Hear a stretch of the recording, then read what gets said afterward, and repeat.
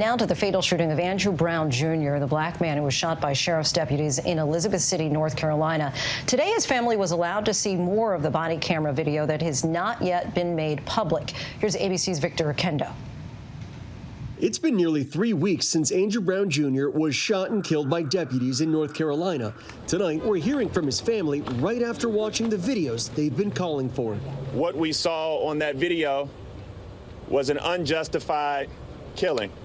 While the footage has not been released publicly, they say they were able to watch 6 videos. 5 of them were body cameras. We were able to see Mr. Brown sitting in his vehicle as he was ambushed. We did not see any actions on Mr. Brown's part where he made contact with them or tried to go in their direction. The district attorney reviewed hours of video, and in court 2 weeks ago, he said Brown hit deputies with his car. As it backs up, it does make contact with law enforcement officers. The next movement of the car is forward. It is in the direction of law enforcement and makes contact with law enforcement. It is then and only then that you hear shots. There's no way that this could be justified. There's no way possible. Brown's family still so incredulous. Our thanks to Victor. And now we bring in Harry Daniels, an attorney for the family of Andrew Brown Jr. Thank you so much for joining us, Mr. Daniels. We can only imagine what Andrew Brown's family experienced today watching more of that video. How are they tonight? I mean, it's like open up a wound, trying to heal. Once you watch a video, your father can execute it. And they watch the video over and over. They are heartbroken. And it's a loss of words. I think they're also in a state of shock that something like this could happen in 2021, and not just in 2021, something like this can happen to their father. Yeah, something like this could happen, period. The family still hasn't seen all of the body camera footage that exists, but what did they take away from the new images that they saw today, and do they have any more clarity about what happened? Well, we have clarity about what happened as relates to the first shot into the car. I saw the lead in that the district attorney made a rendition of what he believed happened, that Mr. Brown backed up, made contact, and moved forward and made contact with officers. Then they began shooting. Well, that is not what we saw. We saw that the officers got out of the vehicle. Mr. Brown's hands was visible. They were making demands, convoluted demands. Some saying, "Show me your hands." Some saying, "Get out the vehicle." And at that time, a shot was fired, prompting Mr. Brown to back up. I mean, he's not posing a threat to the officers, so he's backing. After they shoot in his car, he backs up, trying to save his life.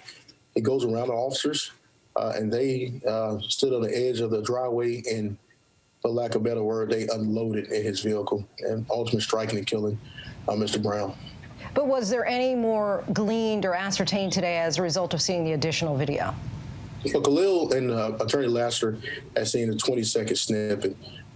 So the first snippet of the video did not show the first gunshot, what happened when the first shot was fired.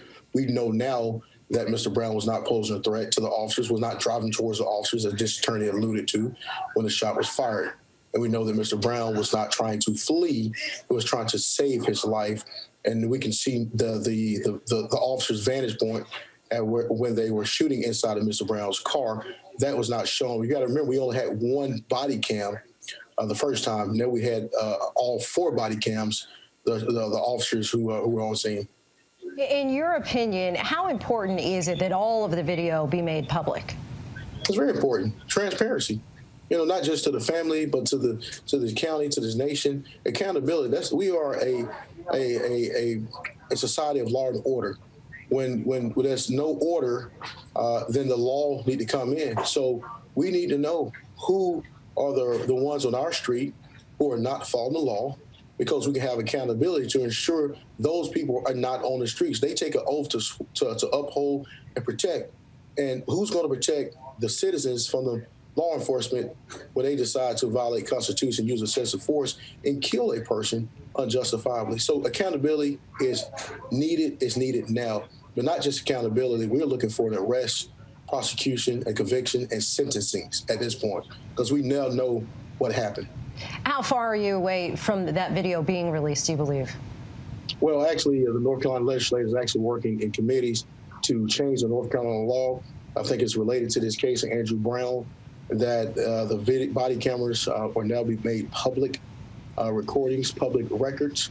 So that is on the way in the North Carolina legislature. We're also going to petition the courts on behalf of the family for a release of the video, and that should be done this week. So we are hopeful that the entire video will be released in its entirety. I know that the investigation is afoot, but nevertheless, we are very hopeful that this video will be released. The public need to see what happened to Andrew Brown. Mr. Harry Daniels, we thank you so much for your time. Thank you. Hi, everyone. George Stephanopoulos here. Thanks for checking out the ABC News YouTube channel. If you'd like to get more videos, show highlights, and watch live event coverage, click on the right over here to subscribe to our channel. And don't forget to download the ABC News app for breaking news alerts. Thanks for watching.